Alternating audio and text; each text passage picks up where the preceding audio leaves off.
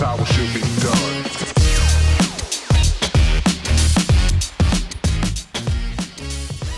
What's up, everybody? It's Soren Baker here on Unique Access Entertainment. As always, please hit that subscribe button. It's right down there and it's free. That enables us to keep coming to y'all as often as possible with as many interviews as possible. So please hit that subscribe button, like our content, share it, talk about it, be about it, each one, teach one.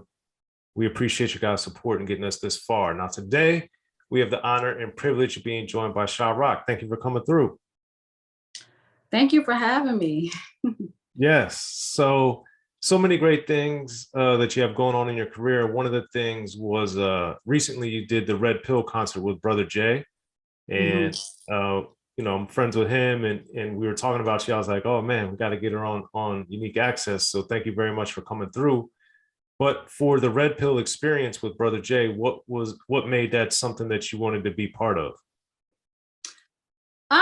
Really, it was the lineup. I was in excellent company, a lot of pioneers and, groundbreaking MCs and groups that I felt honored to be sharing the stage with. And I think it was important for us to make a statement that like real substantive lyrics actually matter. And we need to continue the legacy of, elevating the pen game and being insightful with our lyrics and being intentional about the things that we say. So I think that was important for me to be a part of. And that's clearly been a hallmark of your work since you've been an artist, at least commercially. But as things grow and develop musically, since there is I think there is a demand for it, and I think your career is a testament to that, as is X-Clan and Brother Jay, among many others. But given the way that the music is changed and we don't see as much of the quote unquote conscious music or this type of music get as big visibility or exposure, how have you been able to navigate that and still be successful in your own way? I think the people that are supposed to find you are going to find you regardless. But I think that it was the consistency that kind of was like a big thing along my trajectory, being consistent with putting out projects, being consistent with doing videos, even though like some of my earlier videos are like, I look back and cringe because we were doing it all guerrilla style with, handheld cameras, no tripods, just everything in-house. But we kept going. We didn't let the, lack of professionalism and assistance and stuff, we didn't let that stop us. And as we created content, the more content we created, we made it impossible for certain people to ignore me and ignore my music because I was just so prevalent in so many spaces. So I started getting the eyes of people outside of Atlanta at first, and then outside of the country, and then it just kind of grew from there. Right. Yeah, because it definitely, for an independent artist, you definitely made a lot of waves early on. And with that, what made you understand and appreciate putting out so much music was so vital early in your career?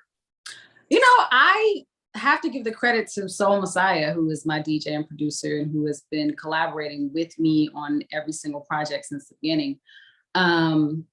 He was of the mindset that I was discovering who I was and growing as an artist as I was writing. So that was important for me to kind of elevate my craft and get better at what I was doing by doing these projects.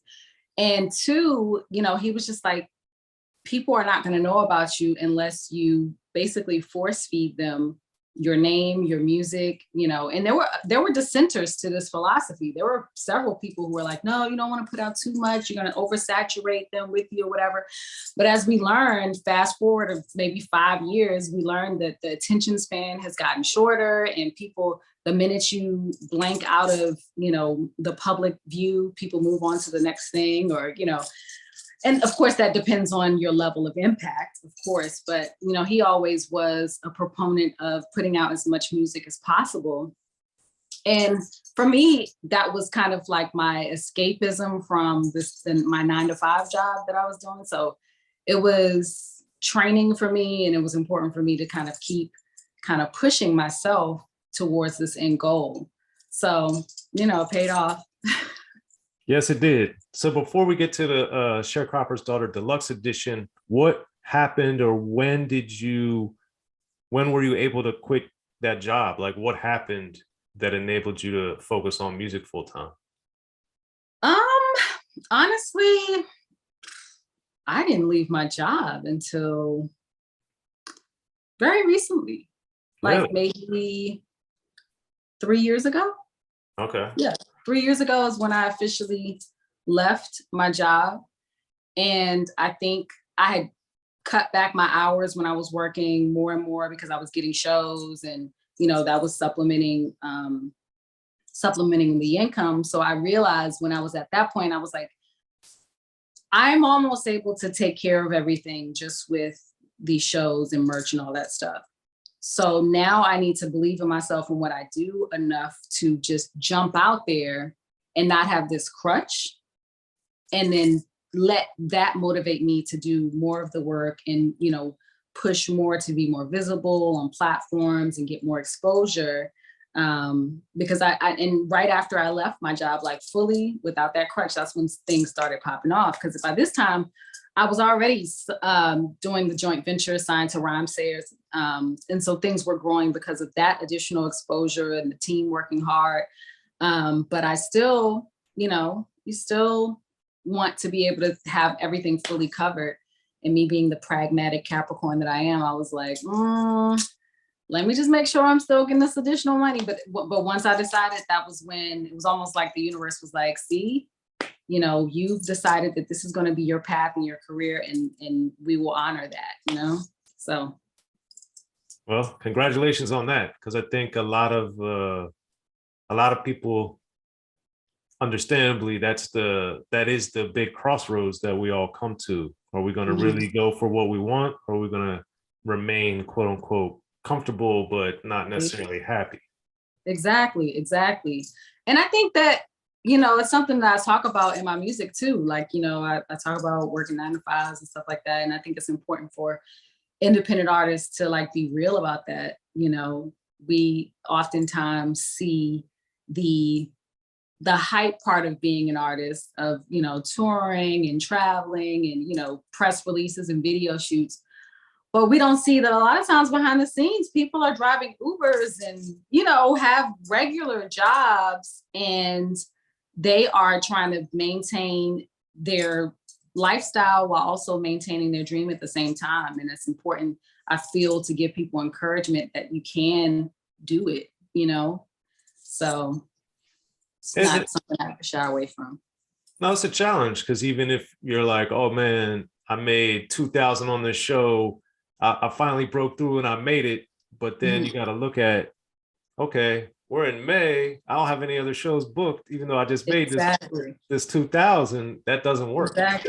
Exactly. But then you have to be like, how can I be creative and create additional streams of income? Like, we were pressing our own shirts. We were deciding we were going to do pop-ups at like stores that we had connections with. And like, we were always trying to figure out creative ideas to supplement what we were doing, until, you know, that, again, that presence, that movement, that connection with the community, and it just blossomed into a space where we could finally just let additional stuff go and just focus solely on the music. And so it is challenging. I remember there was a point where I was working 2 jobs in school and doing music. And there were plenty nights where I had put deadlines on myself to finish a project, and I'm crying like, oh, I'm so tired. I don't have what it takes to do this.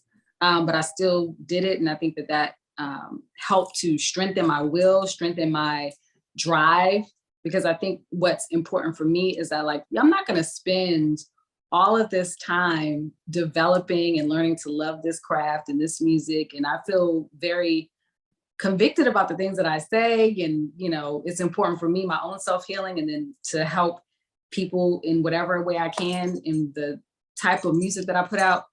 I'm not going to spend all this time to just give up.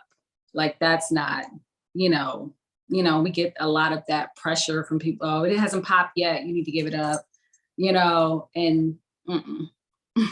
But this is one of the many, many, many thousands of things I learned from rappers. From Mhm. LL Cool J has often said, and he's told it to me a couple times over the years, is that dreams don't have deadlines. So Mhm.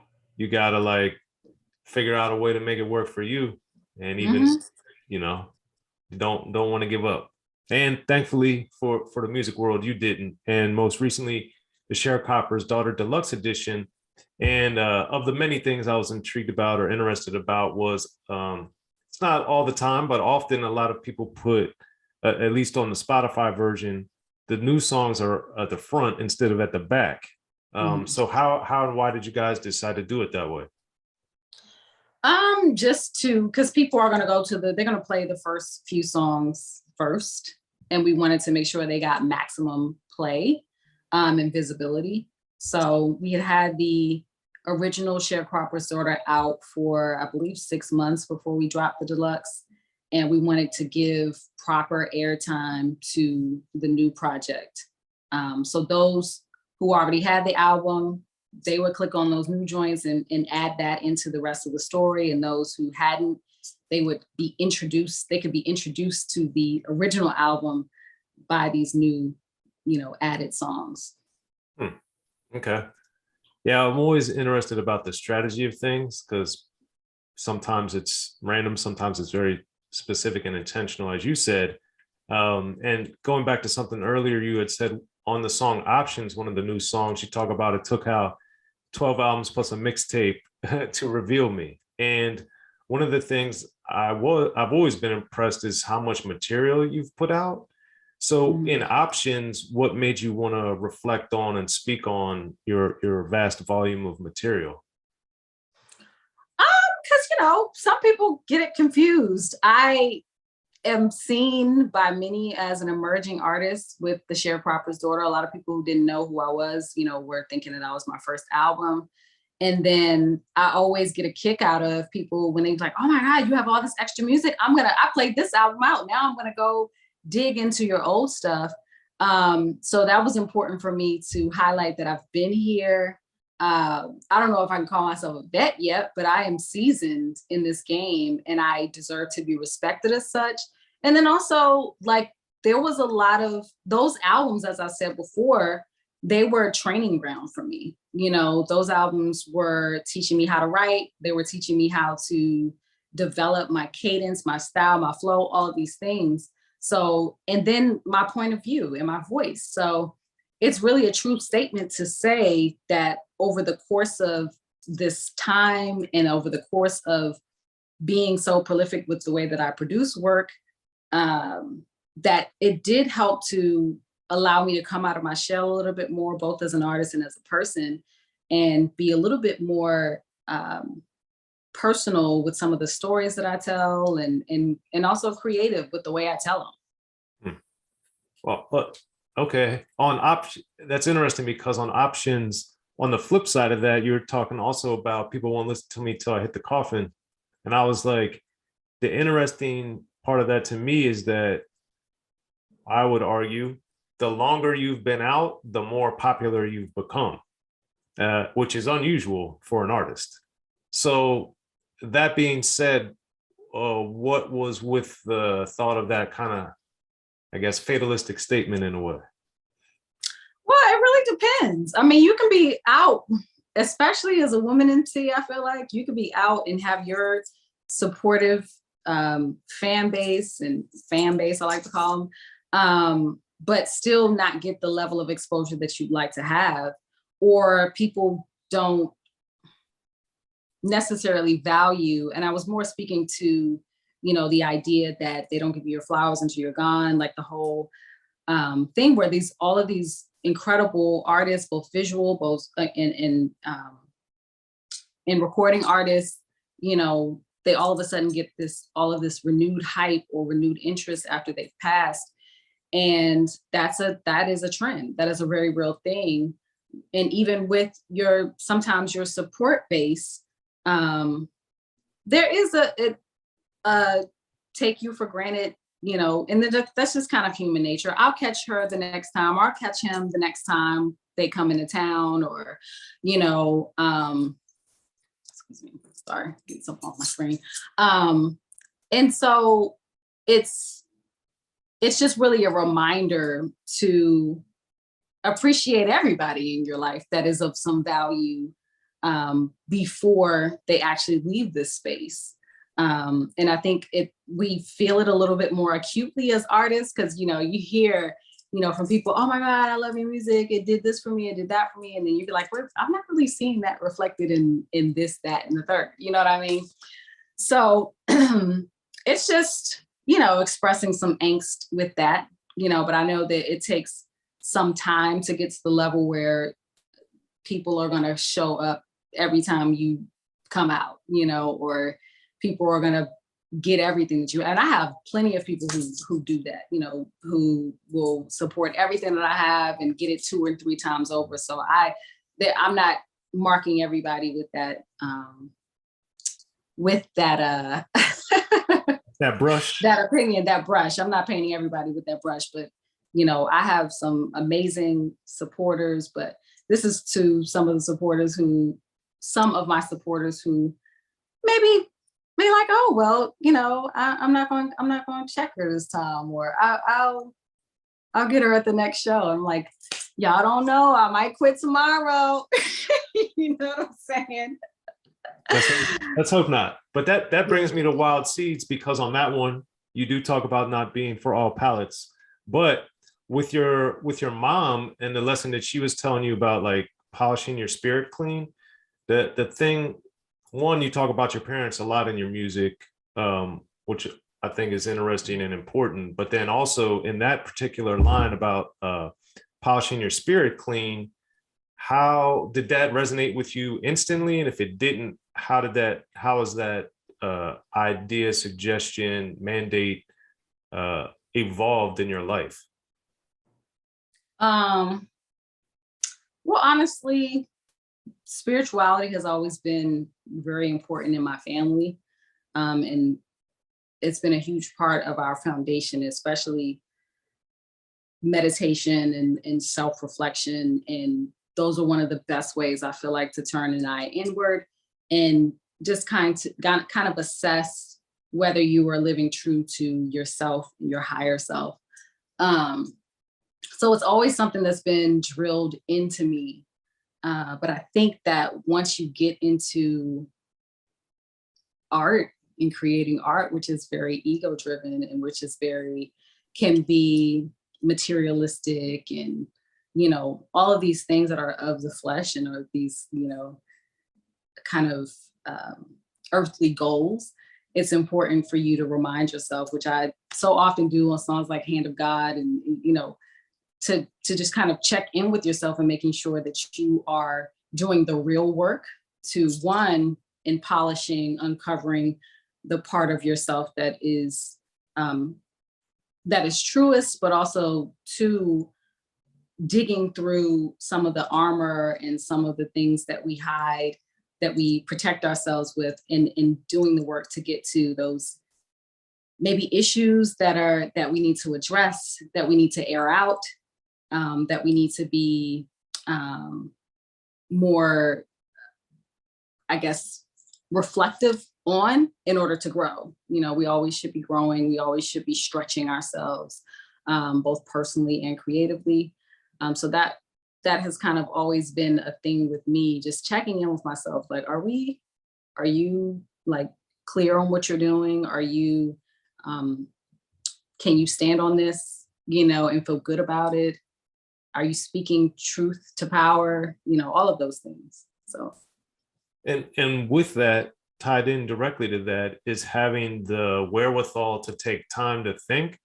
Because I think, given that our society has evolved the way that it has, with the ease of information, the ease of communication, the ease of access to things, we have gotten away from actually thinking.